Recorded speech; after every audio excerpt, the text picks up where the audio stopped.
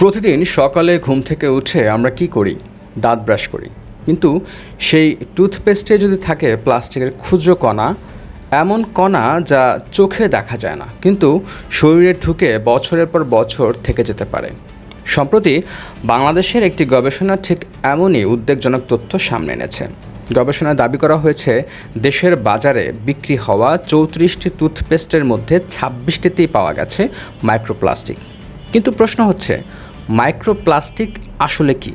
এটি শরীরে কিভাবে প্রবেশ করে আর এটি কার জন্য সবচেয়ে বেশি ঝুঁকিপূর্ণ?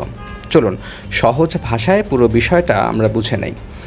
মাইক্রোপ্লাস্টিক হলো এমন এক প্লাস্টিকের ক্ষুদ্র কণা যা আকারে 5 মিলিমিটারেরও কম। এত ছোট যে অনেক সময় খালি চোখে দেখা যায় না। এগুলো তৈরি হয় দুইভাবে: বড় প্লাস্টিক ভেঙে ছোট ছোট প্লাস্টিকের কণায় পরিণত হয়, এবং দ্বিতীয় হচ্ছে কিছু শিল্পপণ্যে আগে থেকেই খুব ছোট প্লাস্টিক কণা ব্যবহার করা হতো, যাকে বলা হয় মাইক্রোবিট। এই কণাগুলো শুধু সমুদ্র বা নদীতে নয়, এখন বাতাসে, খাবারে, পানিতে, এমনকি মানুষের শরীরেও পাওয়া যাচ্ছে। সাম্প্রতিক বিভিন্ন আন্তর্জাতিক গবেষণায় মানুষের রক্ত, ফুসফুস, প্লাসেন্টা এবং কিছু ক্ষেত্রে মস্তিষ্কের টিস্যুতেও মাইক্রোপ্লাস্টিকের উপস্থিতি শনাক্ত হয়েছে। তবে এগুলো সরাসরি কি মাত্রায় রোগ সৃষ্টি করে সে বিষয়ে গবেষণা এখনও চলছে। অনেকে ভাবতে পারেন, আমরা তো টুথপেস্ট গিলে খাই না, তাহলে সমস্যা কোথায়? টুথপেস্ট থেকে শরীরে কিভাবে যেতে পারে? আসলে দাঁত ব্রাশ করার সময় খুব অল্প পরিমাণ টুথপেস্ট প্রায় সবারই অজান্তে গিলে ফেলা হয়, বিশেষ করে শিশুরা। অনেক সময় টুথপেস্ট খেয়েই ফেলে। যদি সেই টুথপেস্টে মাইক্রোপ্লাস্টিক থাকে তাহলে তার কিছু অংশ শরীরে প্রবেশ করতে পারে। এছাড়া ব্রাশ করার পর সেই কণাগুলো ড্রেন হয়ে নদী সমুদ্রে গিয়ে পরিবেশ দূষণ করতে পারে। এটি আসলে শরীরে কি ধরনের ক্ষতি করতে পারে, বিজ্ঞানীরা এখন এই বিষয়ে গবেষণা চালিয়ে যাচ্ছেন। তবে বর্তমান গবেষণাগুলো বলছে, মাইক্রোপ্লাস্টিক শরীরে দীর্ঘদিন থাকলে প্রদাহ বা ইনফ্লামেশন হতে পারে।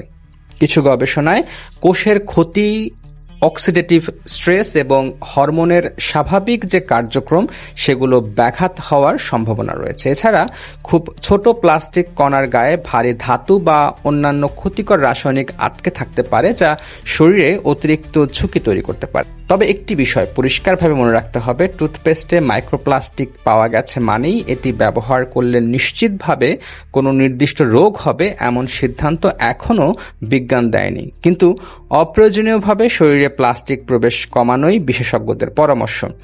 এই মাইক্রোপ্লাস্টিক কে বা কারা এটাতে সবচেয়ে বেশি ঝুঁকিতে রয়েছে, একটু সেটা আমরা জেনে নেই। এক্ষেত্রে সবচেয়ে বেশি ঝুঁকিতে রয়েছে শিশুরা, কারণ তারা ব্রাশ করার সময় তুলনামূলক বেশি টুথপেস্ট খেয়ে ফেলে।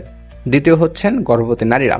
তবে ছোট শিশুদের ক্ষেত্রে অপ্রয়োজনীয় রাসায়নিকের সংস্পর্শে যতটা কম সম্ভব থাকা যায় সেটারই পরামর্শ দিচ্ছেন বিশেষজ্ঞরা।